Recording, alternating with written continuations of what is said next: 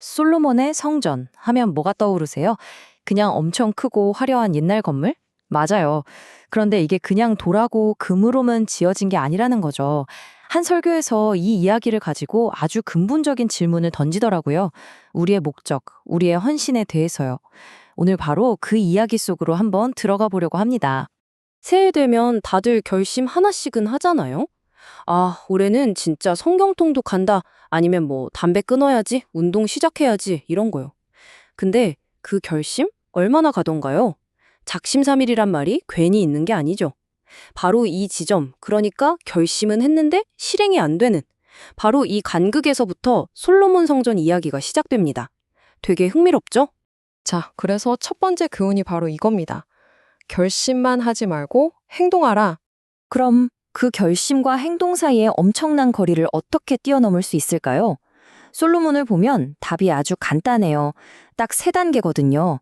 먼저 성전을 짓겠다고 결심했고요. 그리고 거기서 멈춘 게 아니라 실제로 공사를 시작했죠. 이게 진짜 중요해요. 그리고 마지막으로 무려 7년이라는 시간 동안 포기하지 않고 완성해냈습니다. 결심, 시작, 완성. 어때요? 단순해 보이지만 사실 이게 전부 아닐까요? 이 설교를 하신 분이 자기 경험을 이야기하시는데 정말 공감이 가더라고요. 박사 과정을 밟는데 와, 진짜 너무 힘들어서 몇 번이나 그만둘까 생각했대요. 근데 그걸 끝까지 붙들었더니 결국 좋은 결과가 오더라는 거죠. 포기하지 않고 맛보는 그 성취의 기쁨. 이거야말로 시대가 아무리 변해도 우리 모두가 아는 그런 감정이겠죠? 자, 두 번째 이야기로 넘어가 볼게요. 바로 성장을 위한 청사진입니다. 이게 무슨 말이냐면 성전의 크기, 그 단순한 숫자에 엄청난 비유가 숨어 있다는 거예요. 성경을 쭉 보면요. 하나님을 위한 공간이 점점 커지는 게 보여요. 처음에는 사막에서 들고 다니던 이동식 텐트, 성막이었죠. 근데 솔로몬 성전은 그보다 2배나 커졌어요. 나중에 다시 지은 수룹바벨 성전은 너비가 3배나 넓어졌고요. 이게 뭘 의미할까요? 맞아요. 하나님의 영향력이 계속해서 커지고 확장된다는 걸 보여주는 아주 상징적인 그림인 거죠. 근데 여기서 설교가 아주 도발적인 질문을 하나 던져요. 한번 생각해 보세요. 우리가 막 수조 원짜리 엄청 화려한 호텔이 지어지면 와, 대단하다, 멋있다 이러면서 구경 가잖아요? 근데 교회가 그 정도 규모로 지어진다고 하면 어때요? 속으로 저렇게까지 할 필요가 있나? 돈 낭비 아니야? 이런 생각 솔직히 들지 않나요? 바로 이 이중잣대를 꼬집는 거예요. 학개서에 보면 이런 말씀이 나와요. 내 집은 이렇게 무너져 있는데 너희는 번쩍번쩍한 집에 사는 게 말이 되냐 이거죠.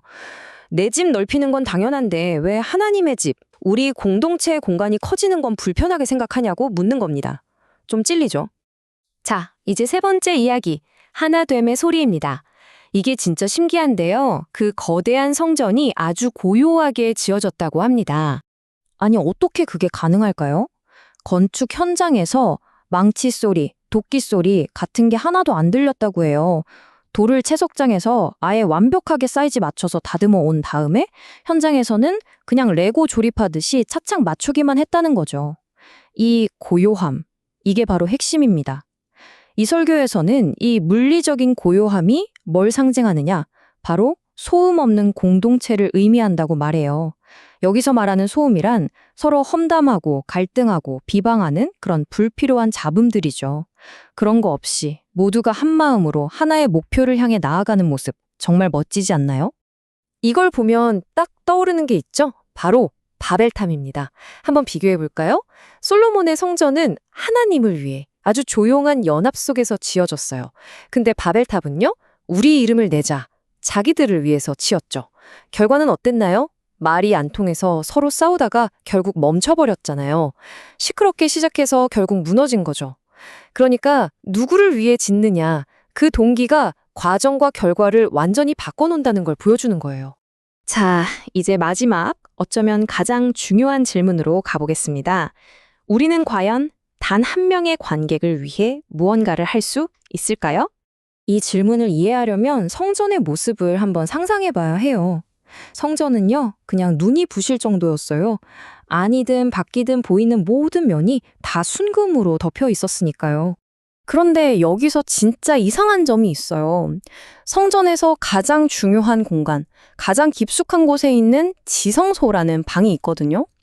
여기는 1년에 딱 한 번, 대제사장은 딱 한 명만 들어갈 수 있었어요. 다른 사람은 절대 못 봐요.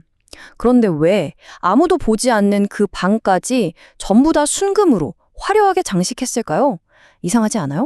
이 주문에 대한 힌트가 신약 성경에 나와요. 한 여인이 정말 비싼 향유를 가져와서 예수님 발에 붓는 장면 아시죠? 그걸 본 제자들이 뭐라고 했나요? 아니, 이 비싼 걸 왜 그냥 버리냐, 낭비다, 그랬죠? 근데 예수님은 그걸 보고 정말 아름다운 일이다라고 칭찬하셨어요. 사람들 눈에는 그저 쓸데없는 낭비로 보였지만 예수님은 그 여인의 순수한 마음, 그 헌신을 보신 거죠. 아무도 보지 않는 지성소를 금으로 장식한 이유도 바로 이것과 같아요. 사람에게 보여주기 위한 게 아니었던 거예요.